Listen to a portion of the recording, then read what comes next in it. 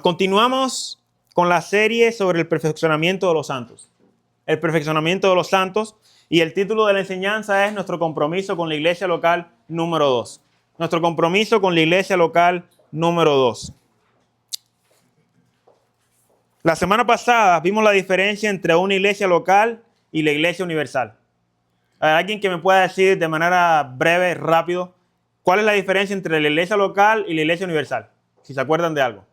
Iglesia local, iglesia universal.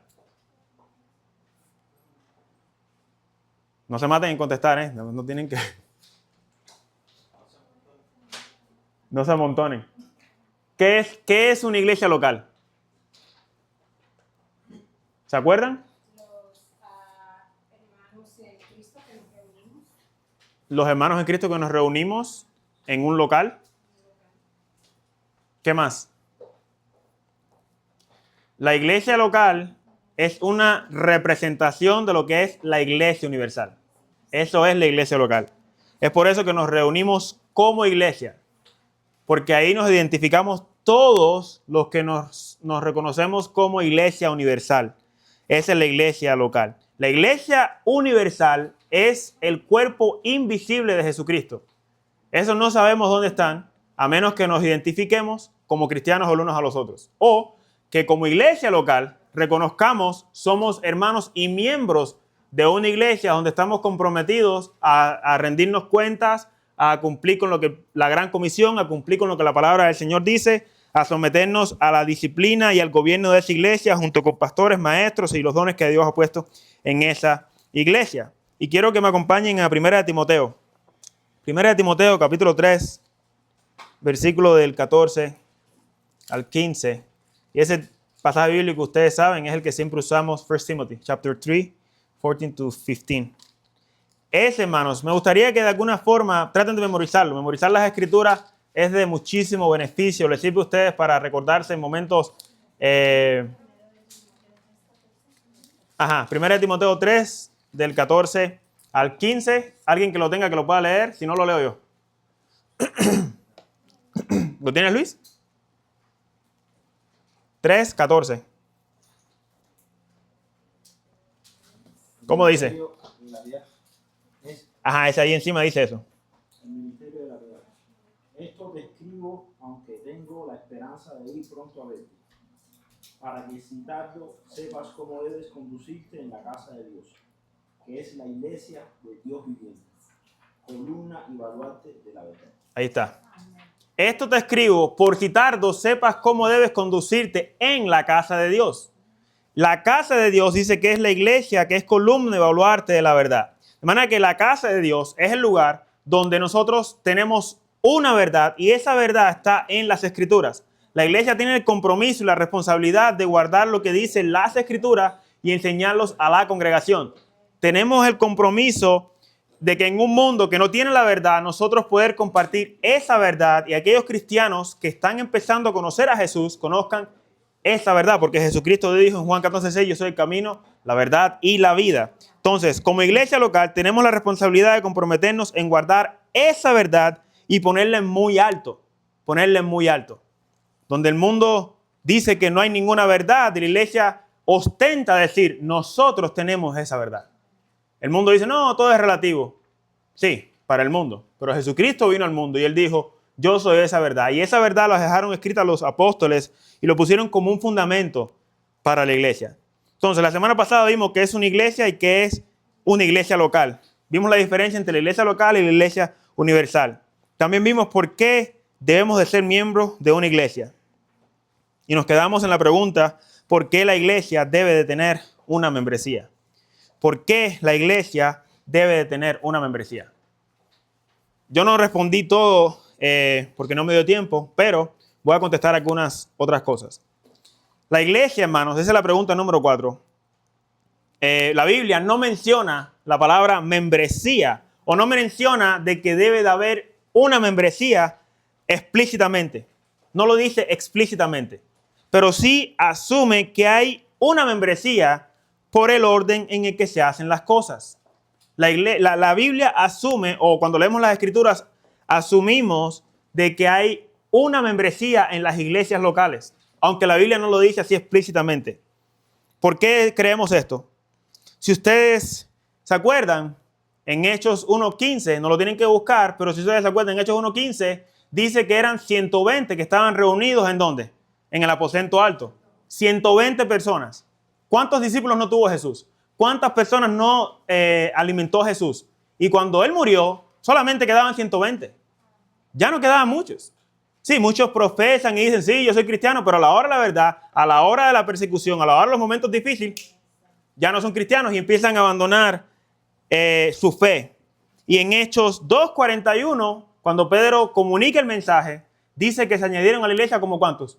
Como 3,000 personas. ¡Wow! Eso es increíble. Pescador de hombres. Antes el que era pescador de peces, ahora empieza a pescar hombres. Pero eso solamente vino a través del poder y la autoridad de Dios.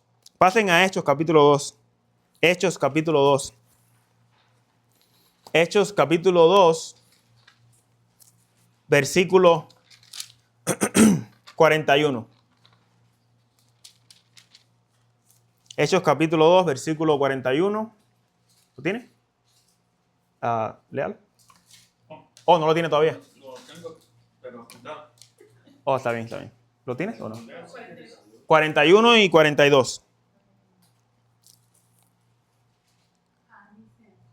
Así que los que recibieron su palabra fueron bautizados y se añadieron aquel día como 3,000 personas. Fueron bautizados y se añadieron como en aquel día como 3,000 personas. Y usualmente la cuenta que llevaba la iglesia era de los cabezas de familia, los hombres, y eso contaba como cada una familia. Probablemente eran más de 3,000 personas. Pero dice que contaron como alrededor de 3,000 personas. De manera que había alguien que llevaba la cuenta de lo que estaba sucediendo. No era de que, bueno, todos los que vengan, no importa. No, llevaban una cuenta. Pero dice que estas personas creían y eran bautizados. El bautismo es la oportunidad que la persona tiene para hacer públicamente su fe. Para decir públicamente, yo creo en el Señor Jesucristo. ¿Y qué pasaba? Versículo 42. ¿Alguien que lo tenga? Que lo lea. Versículo 42. Y perseveraban en la doctrina de los apóstoles, en la comunión unos con otros, en el partimiento del pan y en las oraciones. Ahí está. Esta es la marca de una iglesia local. Creían, eran bautizados y luego esas personas perseveraban. Es decir, obedecían, se sometían a las enseñanzas de los apóstoles. Se sometían a las enseñanzas de los apóstoles y además de eso, dice que tenían comunión unos con los otros. De manera que se conocían unos a otros. Tenían comunión.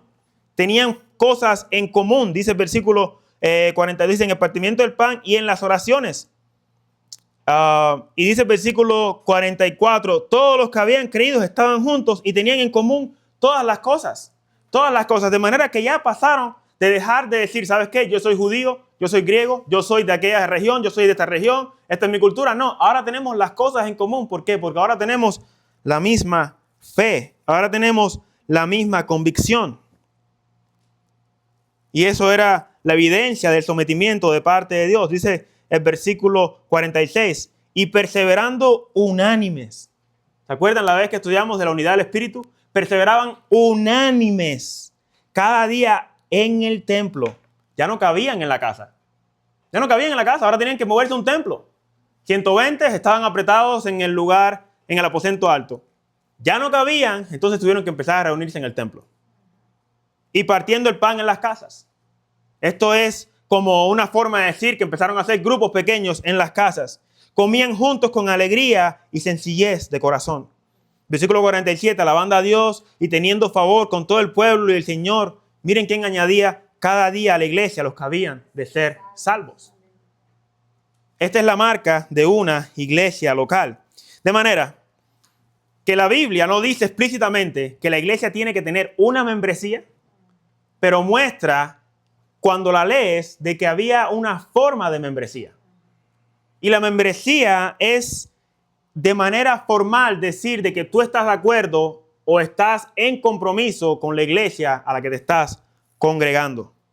De manera que una persona que está en una iglesia, hay una membresía y está a cuentas con los hermanos y está a cuentas con los pastores. Si pasan Hebreos capítulo 13, Hebreos capítulo 13, versículo 7. Perdón. Capítulo 13, versículo 7.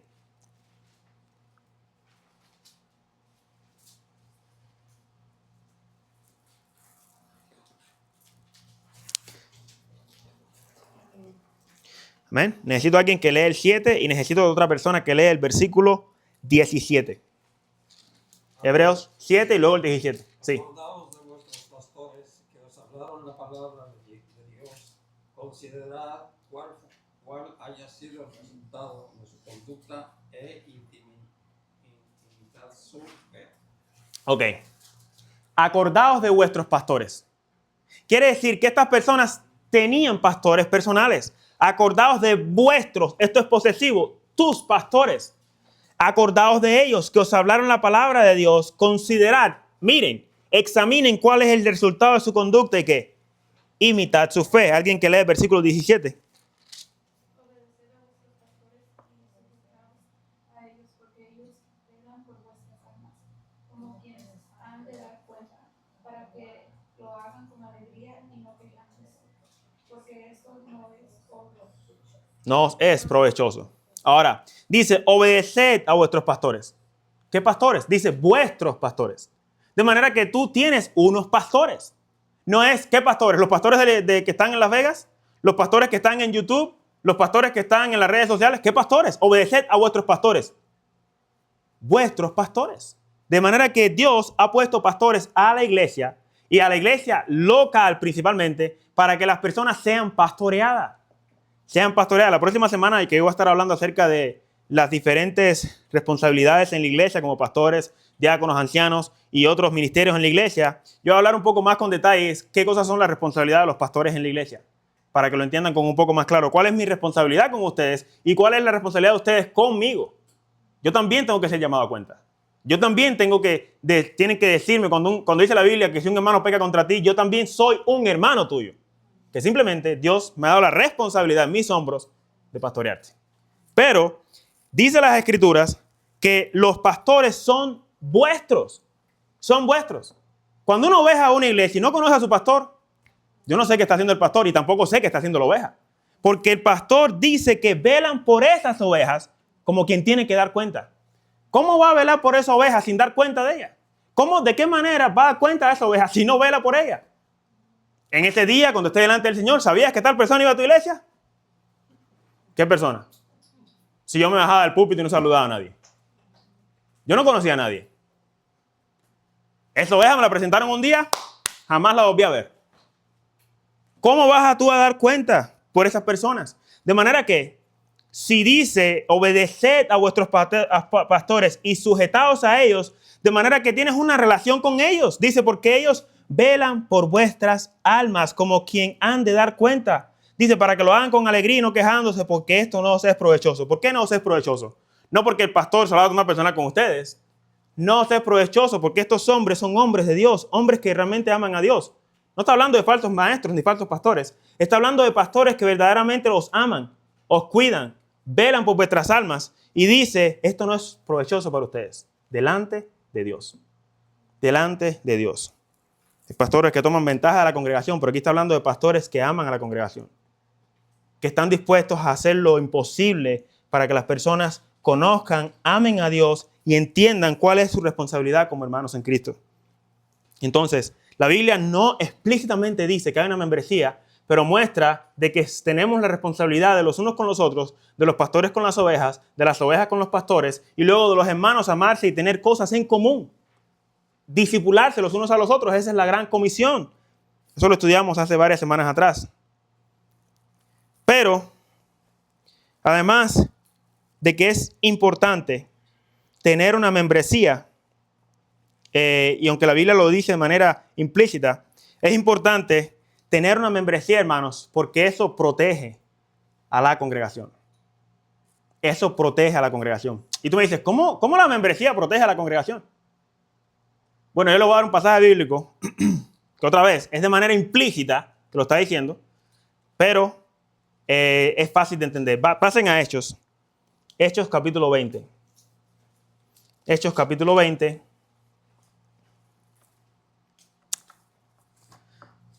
versículo 28. Capítulo 20, versículo 28.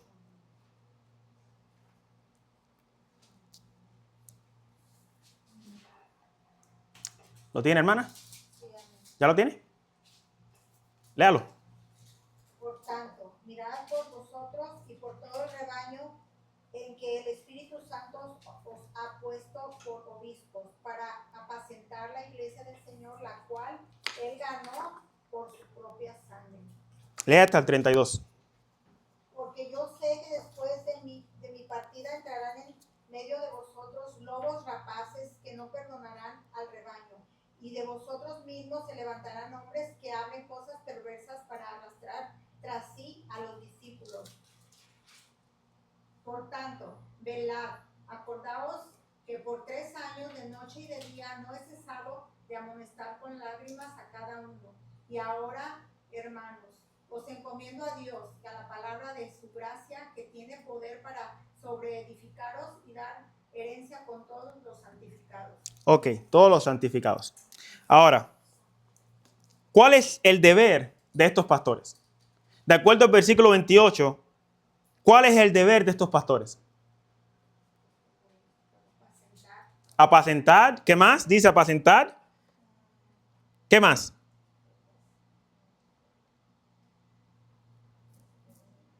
Desde el principio dice, mirad por vosotros. Mirad por vosotros. Y está hablando en plural. Que si hay varios pastores, ellos tienen que velar por ellos mismos. Los pastores tienen que velar unos por los otros. Tienen que primero velar por ellos mismos. Por eso que Pablo le dice a Timoteo, ten cuidado de ti mismo y de la doctrina. El pastor tiene que cuidar de sí mismo para poder cuidar a la congregación. Si no cuida de sí mismo, va a dañar a la congregación. Por eso muchos pastores se enfrían con la congregación, porque no vela por su propia alma.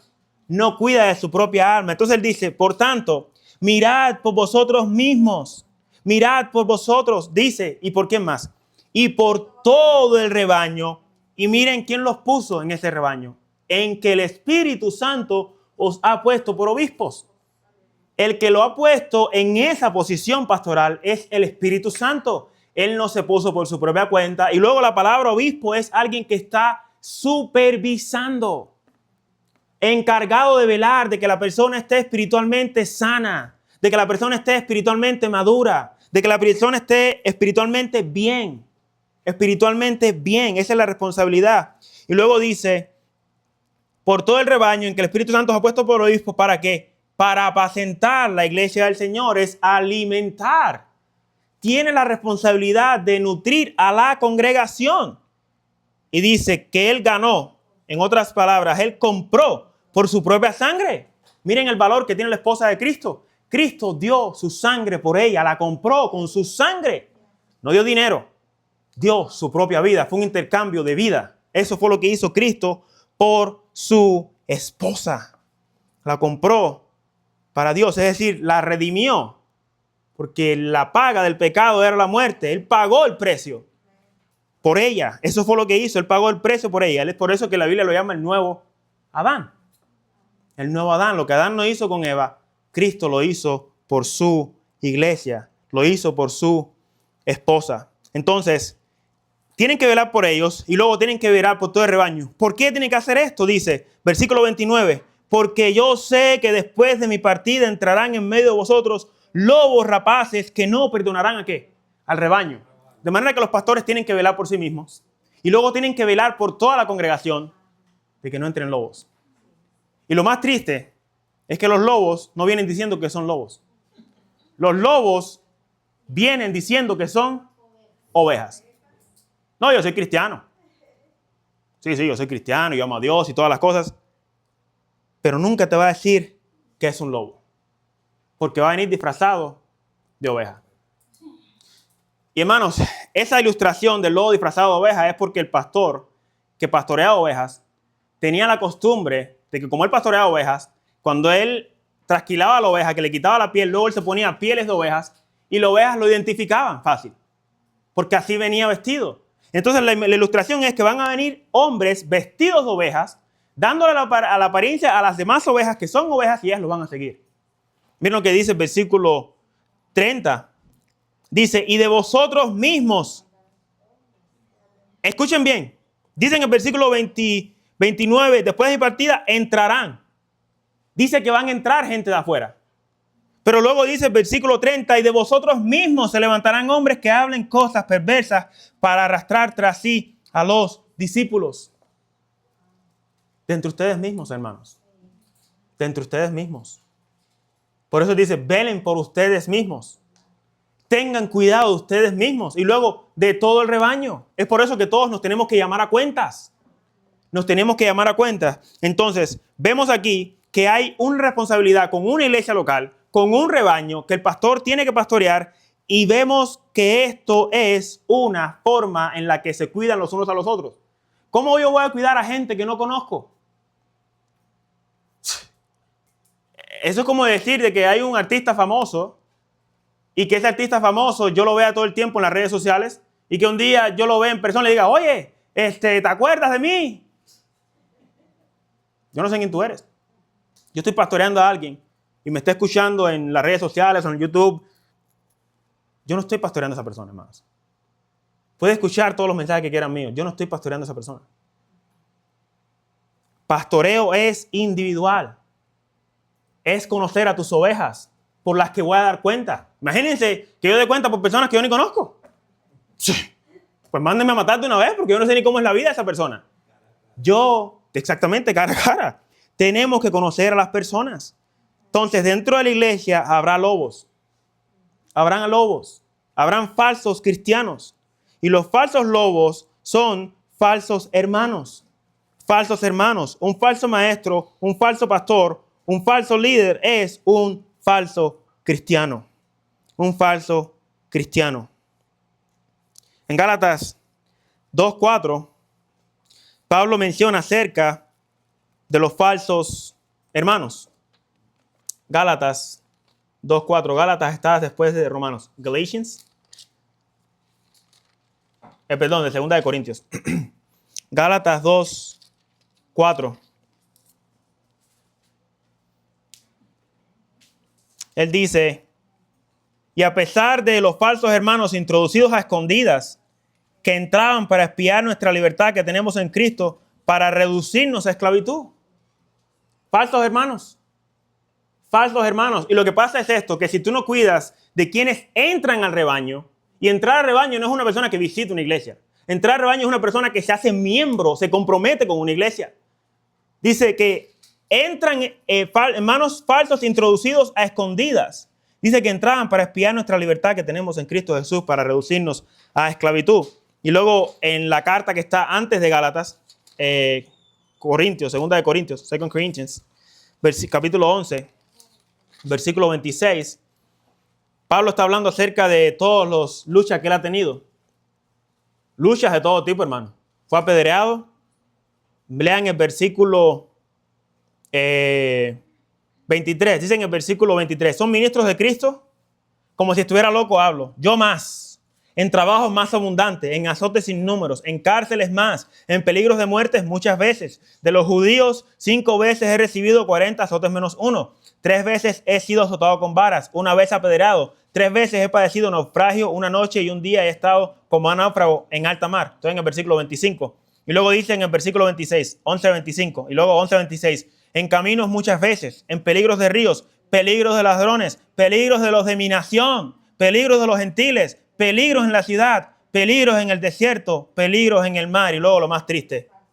Peligro entre falsos hermanos. Peligro entre falsos hermanos. Falsos hermanos que se meterán en la congregación y van a dañar al rebaño. Van a dañar la congregación. Van a dañar todo lo que uno está sembrando por mucho tiempo. Todo lo que uno está ayudando a las personas a crecer espiritualmente. Entran falsos hermanos, confunden a la congregación, trastornan a la congregación y luego se llevan unos cuantos de esa congregación. No lo hacen de la manera correcta. ¿Cuáles son las marcas de estas personas? ¿Cuáles son las marcas de estos falsos hermanos? Porque nosotros debemos estar alerta. Vayan a 2 de Timoteo. 2 de la carta de Pablo a Timoteo. 2 de Timoteo. Alguien que busque esa, 2 de Timoteo 3, del 1 al 5. Y alguien, yo voy a leer 2 de Pedro 2, del 1 al 22. Y alguien que lea 2 de Timoteo 3, del 1 al 5. Si lo tienen, me dice amén. Amén. Léalo, hermano. También debes saber esto, que en los postreros días vendrán tiempos peligrosos, porque habrá hombres amadores de sí mismos. Miren las marcas. Miren las marcas. Esto es lo que quiero que miren. Van a haber tiempos peligrosos. Los postreros tiempos van a ser muy peligrosos. Y miren cuáles son las marcas de estos hombres que son muy peligrosos. Dale, hermano. Porque habrá hombres amadores de sí mismos, ávaros, Vanagloriosos, soberbios, blasfemos, desobedientes a los padres, ingratos, gente que no son ni agradecida, impíos, hasta el 5. Sin afecto natural, implacables, calumniadores, intemperantes, crueles, aborrecedores de lo bueno, traidores, impetuosos, infatuos, amadores de los deleites, más que de Dios, que tendrán apariencia de piedad, pero negarán la eficiencia de ella. A estos evitad. A estos evita. A estas personas hay que evitarla. De manera que una persona que entra a la congregación no se hace miembro nada más porque llegó a la congregación. Hay que ver las marcas de que es un cristiano verdaderamente. Y cuando no las tienes, dice, a estos evita. A estos hay que evitarlos. A estos hay que evitarlos. Son peligrosos. Son peligrosos. Y luego voy a leer yo 2 de Pedro, ustedes pueden tomar nota, 2 de Pedro 2, del 1 al 22. Sé que es largo, pero es bien ameno lo que dicen. 2 de Pedro 2, del 1 al 22. Escuchen lo que dice. ¿Ah? Ok, ya. Dice, pero hubo también falsos profetas entre el pueblo, como habrá entre vosotros falsos maestros, que introducirán encubiertamente herejías destructoras y negarán al Señor que los rescató, atrayendo sobre sí mismos destrucción repentina. Ahora bien, ¿se acuerdan el pasaje que leyeron en 1 Timoteo 3, del 1 al 5? Que dice que tendrán apariencia de piedad, pero realmente negarán la eficacia de ella. ¿Cómo? ¿Cómo vamos a saber que tiene una apariencia de piedad, pero realmente van a negarla? ¿Cómo? Por su fruto. Por su fruto. Cualquiera puede aparentar muy bueno aquí. Y en privado maltratar a su esposa. Maltratar a sus familiares. Maltratar a sus familiares. Amigos. Padres. Hermanos. En el trabajo no lo conocen ni como un cristiano. Van a tener esa apariencia, pero eventualmente va a salir a la luz quiénes son realmente. Entonces dice, y muchos seguirán sus disoluciones por causa de los cuales el camino de la verdad será blasfemado. Y por avaricia harán mercadería de vosotros con palabras fingidas. Sobre los tales ya de largo tiempo la condenación no se tarda y su perdición no se duerme. Dice versículo 4, porque si Dios no perdonó a los ángeles que pecaron, sino que arrojándolos al infierno los entregó a prisiones de oscuridad para ser reservados al juicio. Y si no perdonó al mundo antiguo, sino que guardó a Noé, pregonero de justicia, con otras 7 personas, trayendo el diluvio sobre el mundo de los impíos. Y si condenó por destrucción a las ciudades de Sodoma y de Gomorra, reduciéndolas a cenizas y poniéndolas de ejemplo a los que habían de vivir impíamente, y libró al justo Lot, abrumado por la nefanda conducta de los malvados, porque este justo que moraba entre ellos afligía cada día su alma justa, viendo y oyendo los hechos inicuos de ellos. Sabe el Señor librar de tentación a los piadosos y reservar a los injustos para ser castigados en el día del juicio. Y mayormente aquellos que siguen la carne andan en consuficiencias e inmundicia, miren las marcas, y desprecian el señorío. Atrevidos y contumaces no temen decir mal de las potestades superiores, mientras que los ángeles que son mayores en fuerzas y en potencia no pronuncian juicio de maldición contra ellas delante del Señor. Pero esto, hablando mal de cosas que no entienden, como animales irracionales, nacidos para presa y destrucción, perecerán en su propia perdición, recibiendo el galardón de su injusticia, ya que tienen por delicia el gozar de deleites cada día. Estos son inmundicias y manchas, quienes aun mientras comen con ustedes se recrean en sus errores, tienen los ojos llenos de adulterio, no se sacian de pecar, seducen a las almas inconstantes, tienen el corazón habituado a la codicia y son hijos de maldición. Han dejado el camino recto y se han extraviado siguiendo el camino de Balaam, hijo de Beor, el cual amó el premio de la maldad y fue reprendido por su iniquidad, pues una muda bestia de carga, hablando con voz de hombre, refrenó la locura del profeta. Y estos son fuentes sin aguas y nubes empujadas por las tormentas, para las cuales la más densa oscuridad está reservada para siempre. Pues hablando palabras infladas y vanas, seducen con suficiencia de la carne y disoluciones a los que verdaderamente habían oído de los que viven en error. Les prometen libertad y son ellos mismos esclavos de corrupción, porque el que es vencido por alguno es hecho esclavo del que lo venció. Ciertamente, si habiéndose ellos escapado de las contaminaciones del mundo por el conocimiento del Señor y Salvador Jesucristo, enredándose otra vez en ellas, son vencidos, su postrer estado viene a ser peor que el primero. Porque mejor les hubiera sido no haber conocido el camino de la justicia, que después de haberlo conocido, volverse atrás del santo mandamiento que les fue dado.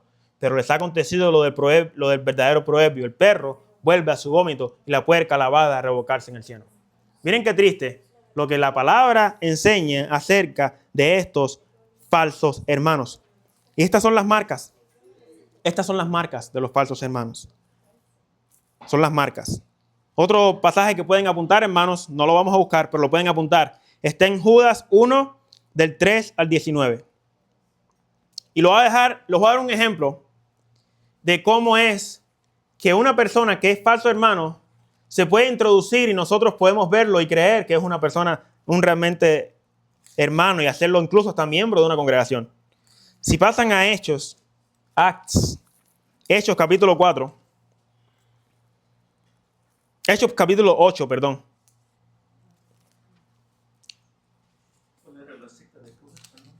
Judas 1, del 3 al 19.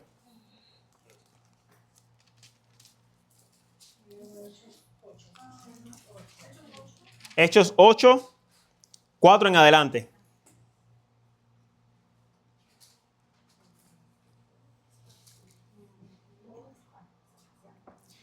Viene la persecución a la iglesia, ¿se acuerdan? Pablo empieza a perseguir la iglesia, matan a Esteban y luego se empieza a dispersar la iglesia por todos lados. Los hermanos se empiezan a dispersar por todas partes. Y miren lo que dice: pero los que fueron esparcidos iban por todas partes anunciando el evangelio, versículo 4. Entonces Felipe, ¿se acuerdan Felipe? Descendió a la ciudad de Samaria, les predicaba a Cristo. Y la gente unánime escuchaba atentamente lo que decía Felipe, oyendo y viendo las señales que hacía. Porque de muchos que tenían espíritus inmundos salían estos dando grandes voces, y muchos paralíticos y cojos eran sanados. Así que había gran gozo en aquella ciudad. Miren esto, hermanos. Pero había un hombre llamado Simón, que antes ejercía la magia en aquella ciudad y había engañado a la gente de Samaria, haciéndose pasar por algún grande. A este oían atentamente todos, desde el más pequeño hasta el más grande, diciendo: este es el gran poder de Dios, cuando escuchaban a Simón. Versículo 11, y le estaban atentos porque con sus artes mágicas les había engañado mucho tiempo. Pero cuando creyeron a Felipe, que anunciaba el evangelio del reino de Dios y el nombre de Jesucristo, se bautizaban hombres y mujeres. Versículo 13, miren quién también creyó. También creyó Simón mismo. Creyó Simón mismo. Dice, y habiéndose bautizado, hasta se bautizó. Estaba siempre con Felipe. ¡Wow! Espérense. ¿Felipe? Ya Felipe lo traía a la mano derecha con él. Miren esto. Y también creyó Simón mismo, y habiéndose bautizado, estaba siempre con Felipe. Estaba siempre con Felipe, y viendo las señales y grandes milagros que se hacían, estaba atónito. Cuando los apóstoles que estaban en Jerusalén, obviamente los apóstoles siempre estaban encargados de asegurarse de que todas las cosas estén funcionando bien. Dice, oyeron que Samaria había recibido la palabra de Dios, enviaron allá a Pedro y a Juan. Ahora sí llegaron los grandes. Los cuales, habiendo venido, oraron por ellos para que recibiesen el Espíritu Santo. Estos son los apóstoles, los que imponían manos y recibían el Espíritu Santo. Porque aún no había descendido sobre ninguno de ellos, sino que solamente había sido bautizados en el nombre de Jesús. Entonces les imponían las manos y recibían el Espíritu Santo. Cuando vio Simón que por la imposición de las manos de los apóstoles se daba el Espíritu Santo, les ofreció dinero, diciendo, dame también este poder para que cualquiera a quien yo impusiera las manos reciba el Espíritu Santo. Entonces Pedro le dijo, tu dinero perezca contigo, porque has pensado que el don de Dios se obtiene con dinero. No tienes tu parte ni suerte en este asunto, porque tu corazón no es recto delante de Dios. Arrepiéntete pues de esta tu maldad y ruega a Dios si quizás, escucha bien, si quizás te sea perdonado el pensamiento de tu corazón, porque en hiel de amargura y en prisión de maldad veo que estás. Veo que estás. Simón le contesta, entonces respondió Simón, rogad por vosotros por mí. Pero le dijo, ora tú para que te arrepientas. No, oren ustedes por mí. Es una muestra que no quiere una relación con Dios. Rogad vosotros por mí al Señor para que nada de esto que habéis dicho venga sobre mí. No para que me dé arrepentimiento, sino para que las maldiciones que ustedes dijeron no vengan sobre mí. ¿Se dan cuenta, hermanos? Eso se ve hoy todo el tiempo. Se ve hoy todo el tiempo. Gente que dan apariencia de piedad y cometemos el error. Ahora, la iglesia tiene la responsabilidad de buscar lo más posible de supervisar de que no entren falsas personas. Es por eso una membresía. Es por eso un compromiso con una iglesia local. La iglesia tiene compromiso de saber a quién deja ser miembro y a quién no. Y aunque nos pueden engañar por un tiempo, luego la iglesia, esto lo vamos a ver más adelante, la iglesia tiene la autoridad, el derecho, la responsabilidad de decirle, tú no eres cristiano, fuera de aquí. Eso duele, ¿no? O cualquiera dijera, bueno, eso no es amor. Bíblicamente, hermano, eso es amor. Amor a los escogidos. Amor a los escogidos. Por eso lo vamos a ver más adelante. Entonces, tener una membresía, y lo que pasa es esto, hermanos, lo que pasa es esto, que cuando una persona empieza con mucho auge, que ama a Dios, ¿verdad? Y la gente enseguida lo empieza, oye, mira, tiene pasión por Dios. Oye, mira, esta persona tiene talento. Oye, mira, esta persona tiene habilidades para hablar en público. Vamos a poner lo que ahora la iglesia. Y poco a poco le empiezan a dar ministerios en la iglesia, porque tiene gracia. Pero no miran que su estilo de vida realmente va marcado por lo que dice la palabra de Dios. Pueden marcar toda la Biblia, pero la Biblia no los ha marcado a ellos de ninguna forma. Pueden hacer cualquier tipo de apariencia de piedad, pero realmente ellos no viven la piedad que profesan. Entonces es por eso que la iglesia tiene un compromiso de guardar la verdad y luego esa verdad enseñarla al pueblo y luego que ese pueblo entiende esa verdad, guardarse los unos a los otros. Tenemos un compromiso de guardarnos los unos a los otros. Eso es amor. Eso es amor. Llamarnos a cuenta. Orar los unos por los otros. Entonces, tener una membresía trae orden a la iglesia, trae compromiso a la iglesia, protege a la iglesia de falsos cristianos de la mejor forma posible. Protege a la iglesia de falsos cristianos de la mejor forma posible. En cierta forma, la iglesia local es como una embajada del reino de los cielos. Es como una embajada del reino de los cielos. Les voy a poner esta ilustración.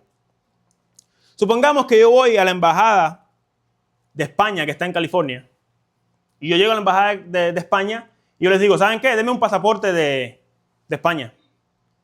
¿Pero usted es ciudadano español? No, pero yo quiero yo quiero un pasaporte de España para yo me siento identificado con España y quiero viajar a España. Bueno, la embajada de España me va a decir, usted no es español, usted no tiene ningún derecho a hacer o a tener un pasaporte de España. Bueno, hermano, la iglesia local es como una embajada del reino de los cielos. El reino está en los cielos. Y Pablo lo dice, somos ciudadanos del reino de los cielos. La iglesia local tiene la responsabilidad, en cierta forma, por decirlo así, de darle el pasaporte. ¿En qué forma? De decirle a la persona, nosotros te reconocemos como cristiano, eres parte de la familia de Dios y como cristiano nosotros queremos que tú seas parte de este pueblo. Entonces la iglesia se vuelve como ese lugar donde los cristianos cada vez que se reúnen identificándose como que pertenecen a otro reino. Y esa es la embajada del Señor. En el momento que la iglesia se da cuenta que eres un falso, la iglesia tiene el derecho de retirarte el pasaporte. Entonces, simbólicamente, la iglesia es como una embajada en la que al reconocer que la persona es cristiana, que todas las hermanos de la iglesia reconocen que esa persona es cristiana, está como queriendo decir, nosotros creemos y autenticamos tu fe. Esa responsabilidad la tiene la iglesia. Esa responsabilidad la tiene la iglesia. La gente no ve la iglesia de esa forma, porque la gente ha perdido el significado de lo que es la iglesia. Antes, cuando una persona, vamos a decir, si una persona tenía un problema, un pleito con alguien en la congregación, y decía, ¿sabes qué? Yo me voy de aquí, ya no vuelvo más. Tuve una novia por ahí que pues, nos peleamos, ya no vuelvo más a esta iglesia. Vete. ¿A qué iglesia iba a ir? ¿A qué iglesia iba a ir? Las iglesias estaban, no era como aquí, que vas a 10 minutos de otra iglesia en 10 minutos. Cuando una persona estaba en pecado y lo expulsaban de la iglesia, la persona no tenía otro lugar a donde irse. No podía empezar de cero otro ministerio en otra iglesia. Un pastor caía en pecado, fuera de la iglesia, ya la mayoría de las iglesias se enteraban por cartas, pero no solamente eso. La persona ya no tenía cómo irse a otra iglesia y empezar un ministerio de cero. Y dar una imagen de que él no, yo era pastor en otra iglesia y no hay evidencia de que cayó en pecado ni nada y simplemente lo vuelven a poner en otro ministerio en otra iglesia. Esto no existía, hermanos. La gente, había una sola iglesia y la gente aprendían a ser cristianos. Aprendían a perdonarse los unos a los otros. Tenían el compromiso con una iglesia local. Ahora tengo un problema con un hermano, ahora vamos a lidiar con este problema. Vamos a crecer como cristianos. Vamos a perdonarnos de verdad. Vamos a mostrar que verdaderamente tenemos amor los unos para los otros. Y tenían el compromiso como iglesia. Si la iglesia dice, por sus frutos reconocemos que esta persona no es cristiana, tenemos el derecho y la autoridad a nombre de Jesucristo de que tú no asistas más a esta iglesia. Esta persona no entra al cielo. ¿Y por qué? Porque la iglesia tiene la verdad. Y la iglesia conoce la verdad. Y como la iglesia conoce la verdad, la iglesia identifica quién es cristiano y quién no. Pero hermano, tú nada más estás juzgando a la gente. No. Cristo lo está juzgando por su palabra. Esta persona no tiene ningún derecho a decir que es cristiano, porque por sus frutos lo entendemos. Por sus frutos lo entendemos. Esa autoridad se la ha dado Dios a su iglesia. Es la iglesia la que reconoce, hermanos, y ordena pastores. Es la iglesia la que lo reconoce. Es la iglesia la que reconoce quién sirve y quién no. Es la iglesia la que reconoce quién es miembro y quién no. Es la iglesia la que hace estas cosas. Entonces es la iglesia la que tiene la autoridad de poner a las personas en disciplina, de sacar a las personas de la iglesia y aceptar quién entra a la iglesia y quién no. Ahora, es muy fácil en una iglesia donde no te explican ninguna de estas cosas y nada más te aceptan como miembro. Entren. Todos los que puedan, entren. Mientras más llenemos el local, mejor. Pero cuando tú empiezas a explicar lo que dice las Escrituras, solitos se empiezan a ir. Solos se empiezan a ir. No es cualquier hermano el que sirve en una congregación. No es cualquiera que sirve en una congregación. Pasen al libro de los Hechos. Al libro de los Hechos. Libro de los Hechos, capítulo 6. No cualquiera sirve en la congregación. Libro de los Hechos, capítulo 6. Y yo sé que más adelante voy a estar hablando acerca de los dones de la iglesia y la responsabilidad, nuestro compromiso a cómo es que debemos de servir y todo eso lo vamos a estar hablando más adelante. Pero quiero que veamos aquí, solamente por un segundo, quiénes son los que tienen el compromiso de servir en la iglesia local como miembros. Solamente deberían ser miembros los que sirven en la iglesia. Miren lo que dice capítulo 6, versículos del 1 al 6. Dice, en aquellos días, como creciera el número de los discípulos. ¿Número de los qué? ¿De la gente en la ciudad? No. ¿Quiénes son los discípulos?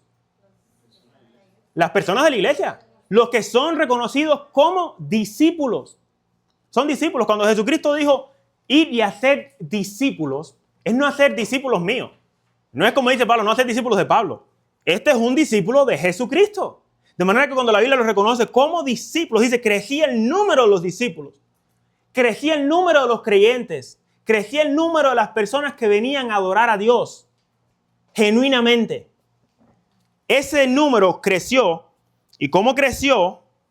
Dice, hubo murmuración de los griegos contra los hebreos, de que las vidas de aquellos eran desatendidas en la distribución diaria. Entonces los 12, convocaron a la multitud de los discípulos y dijeron, no es justo que nosotros dejemos la palabra de Dios para servir a las mesas. Buscad pues, hermanos, entre vosotros 7 varones de buen testimonio, llenos del Espíritu Santo y de sabiduría, a quienes encarguemos en este trabajo. Y nosotros persistiremos en la oración y en el ministerio de la palabra. Agradó la propuesta a la multitud y eligieron a Esteban, varón lleno de fe y del Espíritu Santo, a Felipe, a Prócoro, a Nicanor, a Timón, Parmenias y a Nicolás, prosélito de Antioquía, y a los cuales presentaron ante los apóstoles, quienes orando les impusieron las manos. ¿Que busquen qué? Ok, crecía el número de los discípulos. Los apóstoles, viendo que estaban siendo desatendidas las viudas y hubo una murmuración, la gente empezó a hablar, entonces los 12 convocaron a la multitud de los discípulos. Esos que eran discípulos, los apóstoles empezaron a decir, vamos a convocarlos porque hay una murmuración. Los convocaron. Solamente eran los miembros de esa congregación. Y dijeron, no es justo que nosotros dejemos la palabra de Dios para servir las mesas. Ahora, no es como decir, no es justo de que ahora que somos jefes nos pongan de chalanes. Eso no es lo que está diciendo ahí. La responsabilidad de los apóstoles era la palabra. Es injusto contra Dios que dejen la responsabilidad que Dios les dio para ellos servir a las mesas. Y la otra cosa que podemos ver aquí, hermanos, es que van a servir mesas. Ah, como van a servir mesas, hermano, que lo haga cualquiera. No. No. Miren lo que dice. Versículo 3. Buscad, pues, hermanos, cristianos, hermanos entre vosotros. ¿7 qué? Hombres. Hombres. ¿De qué? Buen testimonio. Buen testimonio. Quiere decir que eran gente que eran conocidas en la congregación. ¿Por qué? Porque tenían buen testimonio. ¿Buen testimonio de dónde? ¿De allá de Australia? No. De entre vosotros mismos. ¿Quiénes son esas personas? Bueno, vimos que primero se arrepintieron 3,000 y luego ya hay casi 5,000, ya hay como 5,000 personas en la iglesia. ¿Siete personas para que sirvan 5,000? 7. Pero pongamos a 50. No, 7. 7, pero que estén llenos del Espíritu Santo, que tengan buen testimonio. Llenos del Espíritu Santo y de buen testimonio. Y de sabiduría. Y de sabiduría. Era la responsabilidad de la iglesia. Bueno, para poner mesas tienes que tener sabiduría, hermano. Sí. ¿Tienes que tener buen testimonio? Sí. Tienes que tener buen testimonio. Entonces, ¿qué estamos buscando? Un cristiano. Un verdadero cristiano. Con la diferencia que este cristiano ha dado evidencia de sabiduría. ¿Qué es eso? Que ha puesto en práctica lo que ha creído y se ha visto que ha dado frutos. Eso es un cristiano, buen testimonio y de sabiduría. Dice, a quien podamos encargar este trabajo. Dice, y nosotros persistiremos en la oración y en el ministerio de la palabra. Responsabilidad pastoral. Oración y ministerio de la palabra. En el ministerio de la palabra, de la enseñanza. Que muestren que ellos están llamados con esos propósitos. Y luego, dice el versículo 6, lo llevaron a los apóstoles. Escogieron a estos hombres, pero no nada más los escogieron y los nombraron. Los llevaron a los apóstoles. Los apóstoles les presentan qué deben hacer y les dice, ustedes escojan. Dios les ha dado sabiduría a ustedes. Ustedes tienen el Espíritu Santo, ustedes escojan. Pero cuando los escojan, preséntenlo a nosotros. Los presentan a los apóstoles y dice, presentaron ante los apóstoles quienes orando les impusieron las manos. Los apóstoles, imponer manos es reconocer que estás llamado para este ministerio. Esa era la imposición de las manos. Esa era la responsabilidad como pastores. De manera que en la iglesia hay un orden de cómo se hacen las cosas. Escogemos gente de buen testimonio, lleno del Espíritu Santo, de sabiduría, que puedan hacer estas cosas. ¿Qué cosas? Las obras que Dios ha llamado a hacer. ¿Cómo fue que empezaron a escoger a estas personas? Porque hubo un problema en la iglesia. Así surgen los ministerios. Hay necesidad de niños, pues ahora hace falta un maestro de niños. Bueno, escojamos una persona llena del Espíritu Santo que tenga la capacidad de enseñar, que pueda enseñar a los niños. Hermano, es que yo no sé. Hermano, prepárese entonces. Prepárese. Porque la iglesia tiene necesidad. Hubo necesidad. Hubo necesidad y se empezaron a preparar. Y los buscaron, los prepararon, oraron por ellos y los usaron. Y uno de ellos es Esteban. Que ustedes, cuando escuchan la predicación de Esteban, la preparación que tiene Esteban, es increíble. Pero bueno, tengo que moverme al siguiente punto. Entonces, ¿qué vimos aquí? La Biblia no dice exactamente o explícitamente que debe haber una membresía, pero implícitamente vemos rasgos de un compromiso con una iglesia local y un orden bíblico. Eran llamados a cuenta, se conocían entre ellos, sabían de dónde venían. Si ustedes leen ahí en Hechos, dice que Esteban, varón lleno del Espíritu Santo, Felipe, a Prócoro, Nicanor, a Timón, Parmenias, Nicólitos, prosélito de Antioquía. Sabían de dónde venían estas personas, no eran extraños. Sabían de dónde eran estas personas. De manera que se conocían entre ellos. Eran hombres de buen testimonio, llenos del Espíritu Santo. De manera que la iglesia tiene el compromiso y la responsabilidad de conocerse entre ellos. Conocerse entre ellos. Se llevaban a cuenta cada uno. Entonces, podemos decir que la iglesia es la familia de Dios, en otras palabras. La iglesia es la familia de Dios.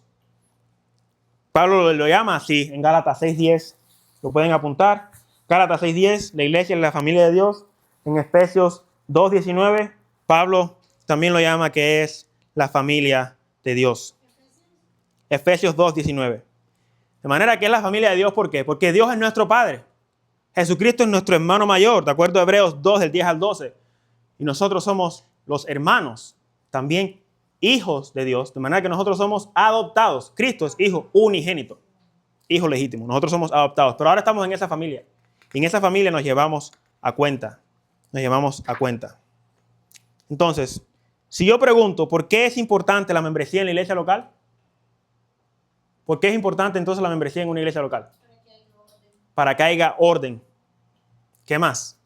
Eso es importante, para que haya orden. Para tener un compromiso. ¿Qué más? Protege a la iglesia de los falsos cristianos. Ayuda a mantenernos a cuenta. Ayuda a escoger los líderes. A amarnos como una familia. A saber quién ha hecho públicamente profesión de fe porque se ha bautizado. Y a saber con quién podemos contar como iglesia. Eso nos lleva a la siguiente pregunta. ¿Quién puede ser miembro de la iglesia? ¿Quién entonces puede ser miembro de una iglesia?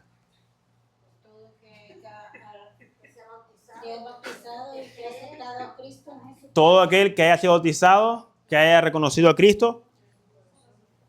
¿Y qué más? Que haya hecho pública profesión de fe. Eso le he dado unos pasajes bíblicos, pero ya se los di anteriormente, no se los tengo por qué volver a dar. Ahora, ¿por qué razón tiene una persona que ser bautizada? Oh, ahí están los versículos bíblicos. Thank you. Por eso estábamos contestando todo. Yo diciendo, mira cómo han aprendido estos hermanos. Digo, wow, qué contento soy. ¿Cómo? Eso lo hubieran hecho la semana pasada. Sí, pero no, me tardé yo en dárselo a la hermana. No había orden la semana. No había orden, ¿verdad? Écheme la culpa a mí. No, eso, hermanos, para que eso lo pueden apuntar o le pueden tomar fotos si no les da tiempo, pero para que lo tengan. Entonces, eso, ¿quién puede ser miembro de una iglesia local? Alguien que cree de todo corazón, alguien que ha sido bautizado y alguien que ha hecho pública profesión de fe. Y ahora, ¿quién debe ser bautizado? Eso fue lo que leímos. Ahora, la pregunta número 7. ¿Puede la iglesia local quitar la membresía? Sí. Ahora, ¿cómo es ese proceso? ¿Cómo es ese proceso? ¿Y cuándo debe de hacerse?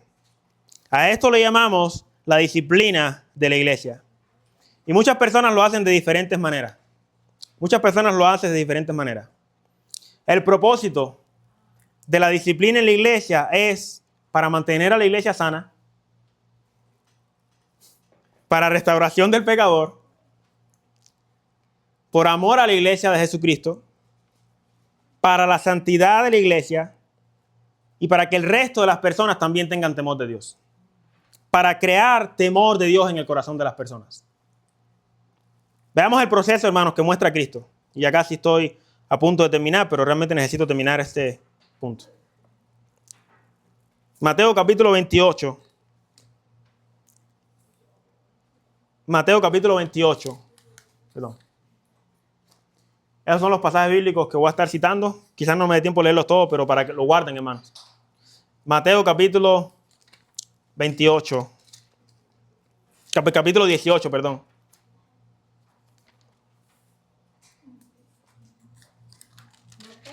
Capítulo 18, versículo del 15 al 20.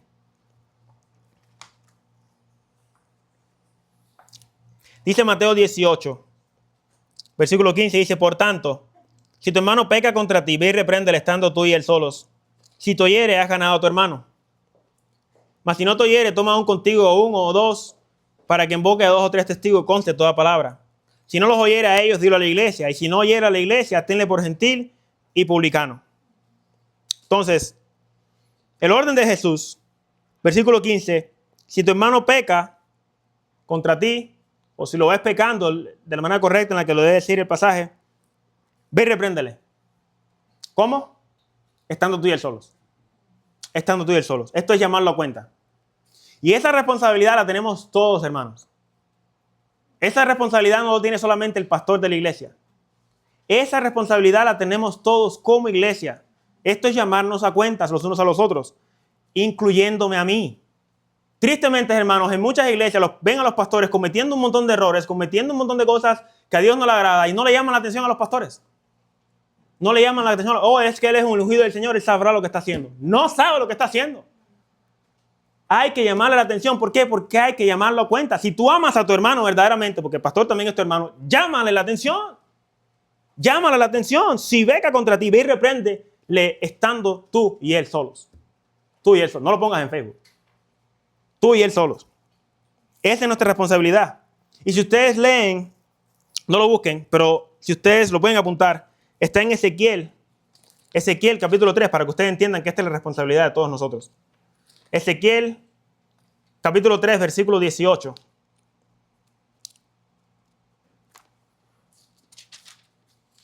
Capítulo 3, versículo 18. Dice, cuando yo dijera al impío, de cierto morirás, y tú no lo amonestares ni le hablares, capítulo 3, versículo 18, para que el impío sea percibido de su mal camino, a fin de que viva, el impío morirá por su maldad, pero su sangre demandaré de tu mano. Esto es el no creyente. El no creyente. Dice, pero si tú lo amonestares al impío y él no se convirtiere de su impiedad y de su mal camino, él morirá por su maldad, pero tú habrás librado tu alma. Ese es el compromiso que tiene el cristiano de evangelizar los perdidos. Versículo 20, si el justo se apartare de su justicia, aquí está el cristiano, e hiciere maldad y pusiere yo tropiezo delante de él, él morirá porque no le amonestaste. En su pecado morirá y sus justicias que había hecho no vendrán en memoria, pero su sangre demandaré de tu mano. Pero si al justo amonestares para que no peque y no pecares, de cierto vivirá porque fue amonestado y tú habrás librado tu alma. Tú eres culpable de ver a tu hermano pecar y no decirle nada, tú eres culpable de eso. Y cuando venga juicio de parte de Dios, su sangre, dice la Biblia, demandaré de tu mano. Pablo, antes de irse, ¿se acuerdan del pasaje que leímos que van a entrar falsos maestros, falsos? En el contexto de ese pasaje, antes de él decirles eso, lo pueden apuntar, está en Hechos 20 del 26 al 27. Él dice estas palabras: por tanto, yo os protesto en el día de hoy que estoy limpio de la sangre de todos. Estoy limpio de la sangre de todos. ¿Por qué? Porque no he rehuido anunciaros todo el consejo de Dios.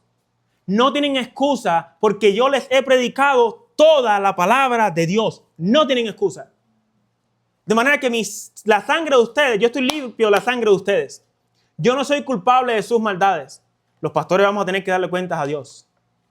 Pero esas personas que escuchan la palabra de Dios y no la obedecen, ellos le van a tener que dar cuenta a Dios porque le advirtieron y no lo hicieron. Le advirtieron y no lo hicieron. Esa persona, llámala en privado, repréndele, estando tú y él solos. Pero si no lo escucha, miren cómo continúa. Mateo capítulo 18.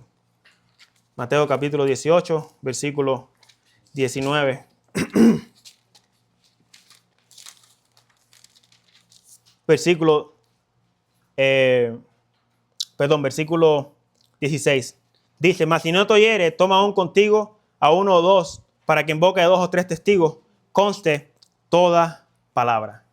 En boca de 2 o 3 testigos conste toda palabra. Tienes que llamarlo tú a él en privado y llamarle la atención y decirle, tienes que arrepentirte.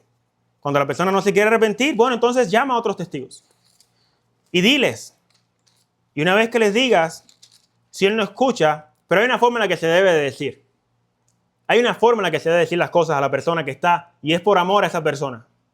Dice en Gálatas 6.1, yo creo que está ahí, Gálatas 6.1, no solamente para que lo apunten, yo lo voy a decir. Dice, hermanos, si alguno fuere sorprendido en alguna falta, vosotros que sois espirituales, restaurarle con espíritu de mansedumbre, considerándote a ti mismo, no seas que tú también seas tentado.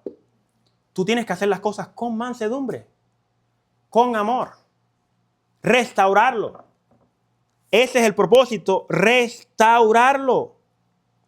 En Santiago 5, del 19 al 20, Santiago él lo dice, hermanos, si alguno de ustedes se ha extraviado y alguno de ustedes le hace volver, dice, sepa que ha librado, ¿cómo es que dice?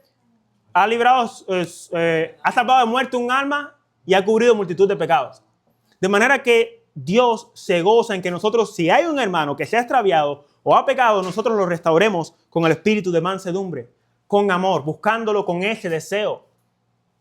Pero dice, primero ve en privado. ¿No te escuchas? Bueno, busca testigos.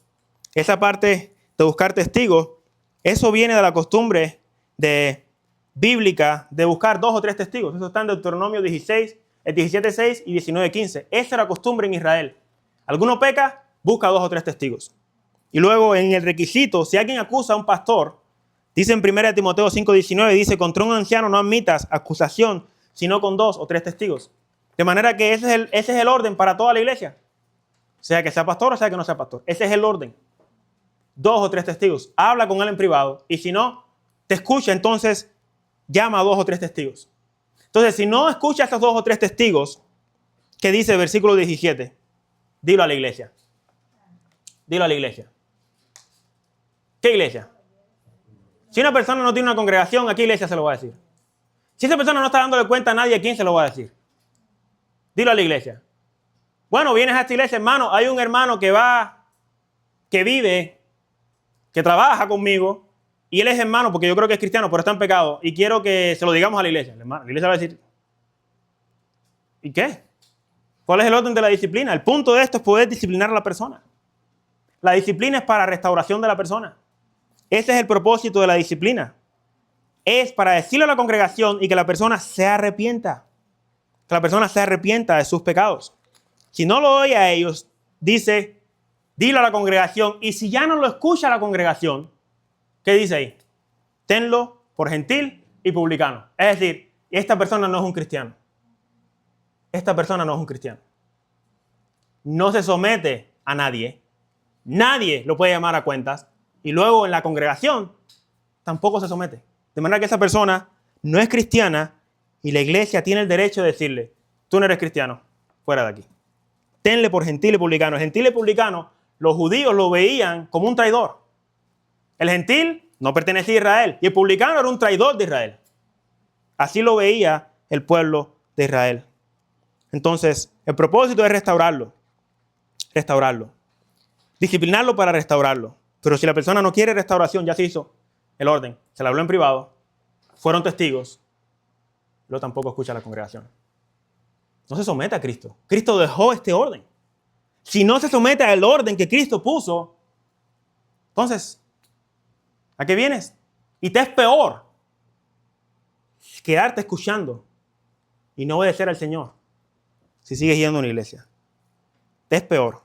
Entonces, el propósito de eso, en 2 Tesalonicenses 3, del 14 al 15, dice, lo voy a leer. 2 Tesalonicenses 3, del 14 al 15. Este tema lo voy a continuar la siguiente semana. 2 Tesalonicenses 3, del 14 al 15. Él dice, si alguno no obedece a lo que decimos por medio de esta carta, a ese señalarlo. Y no os juntéis con él. ¿Para qué? Para que se avergüence. Para que se avergüence. No se junten con él. Para que se avergüence. De manera que esa vergüenza tiene un propósito. Restaurarlo.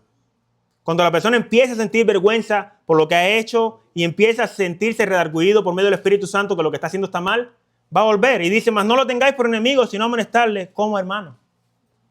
Sí, que se avergüence, pero hay que amonestarle como un hermano.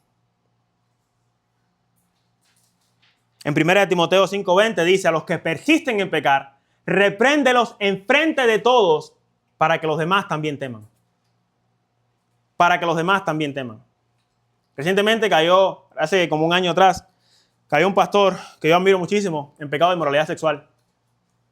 Enseguida, hermano, se hizo viral por todas partes. Por todas partes. Y un montón de personas empezaron a decir, eso está mal, eso no lo tenían que haber hecho así, no debemos de juzgar a los hermanos, no debemos de juzgar a nadie. Hermanos, la Biblia dice que hay que hacerlo público para que los demás también teman. Para que los demás también teman. Y escuché un pastor que le confesó a su pastor: yo estaba teniendo unas luchas espirituales y iba a engañar a mi esposo. Y cuando yo escuché eso, me entró un temor. Me entró un temor. Y dice las Escrituras: dilo enfrente de todos para que los demás también teman. Para que los demás también teman. Es un temor que produce el Espíritu Santo a través de la disciplina. Para que los demás vean que también hay consecuencias por lo que se hace. Para que los demás también teman.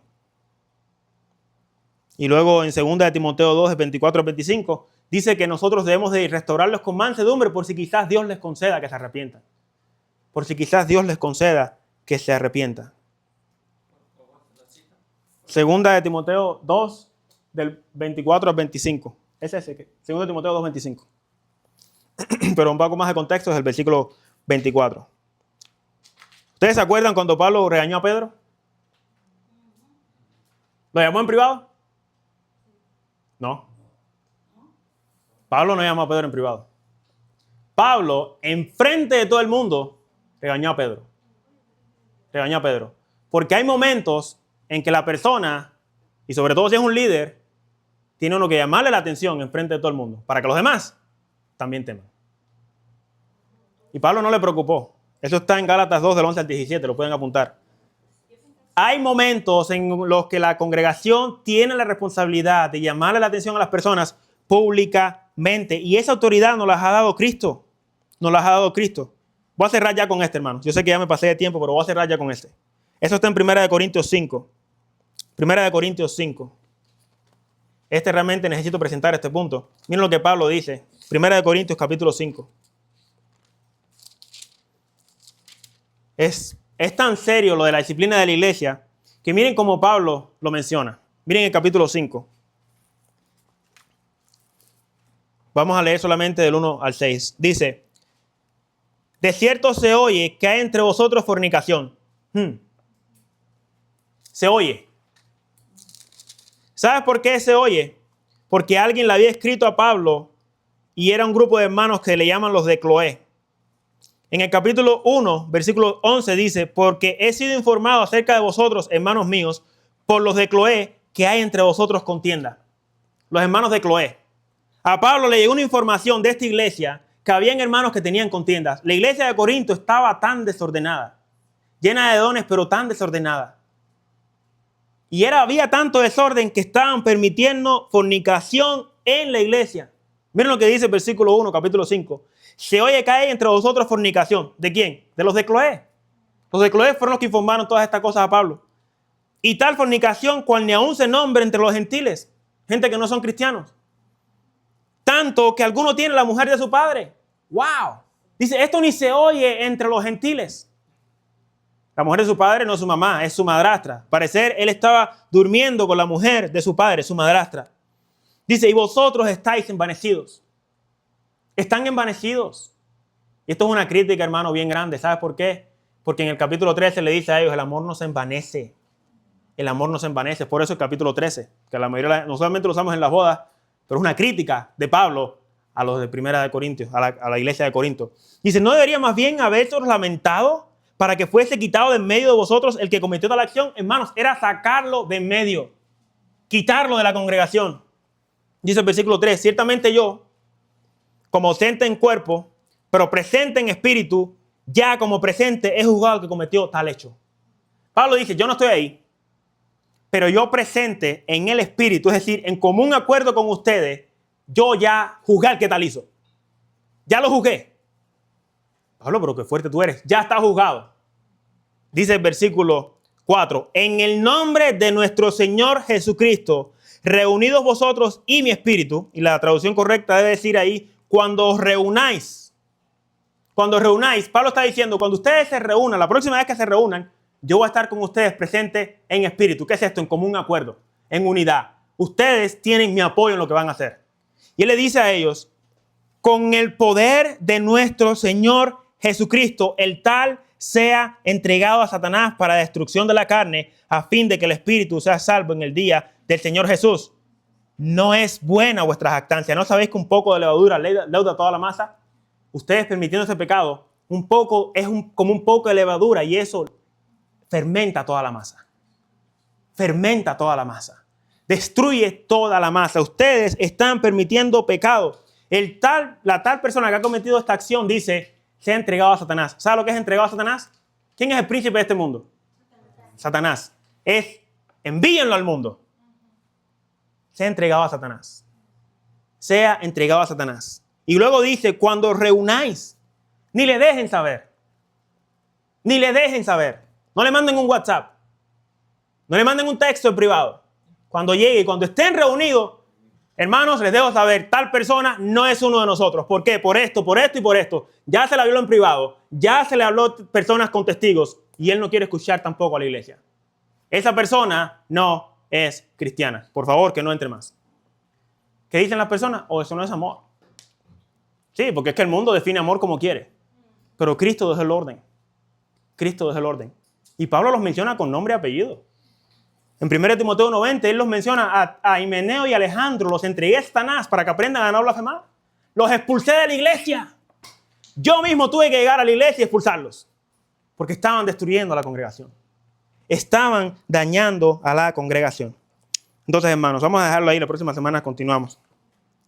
La membresía de la iglesia nos ayuda a mantener la unidad, a buscar la santificación de la iglesia. Pero la disciplina de la iglesia nos ayuda a la restauración, a llamarnos a cuenta, a que nosotros podamos mantener la iglesia pura y poder examinar quiénes son y quiénes no son. Es un orden bíblico. Usualmente, cuando estas cosas suceden, la gente se va de la iglesia. La gente se va de la iglesia. La gente no tiene un compromiso con estas cosas. Una vez que ven que la iglesia empieza a hacer estas cosas, no, pues voy a una iglesia donde no haya tantas responsabilidades así, donde no me llamen tanto a cuenta. Pero realmente esto es el bien común de la iglesia. Y Cristo mantiene la iglesia pura. Entonces la próxima semana vamos a continuar con eso. Y voy a simplemente a dar un breve, lo último que me falta de eso. Y vamos a hablar acerca de los dones espirituales y nuestra responsabilidad de usar esos dones en la congregación local. Amén. Vamos a orar. Padre que moras en el cielo, te damos gracias, Señor, por tu palabra. Te damos gracias, Dios mío, porque, Padre Santo, si no es por tu palabra, nosotros no conociéramos qué tú quieres de nuestra vida, Señor. Dios mío, en la carta de Pablo a Timoteo dice, Padre Santo, esto te escribo para que sepas cómo debes conducirte en la casa de Dios. Dios mío, ayúdanos a saber cómo debemos conducirnos en tu casa, porque es tu casa, no mi casa. Es, Padre Santo, ese lugar donde hemos escogido para reunirnos, Señor, para amarnos los unos a los otros, para llamarnos a cuenta, Señor, para predicar el Evangelio, para comprometernos, Señor, a crecer en el Espíritu Santo, Señor, a poder, Dios mío, amarte, Padre Santo. Ayúdanos, Señor, a someternos a ti.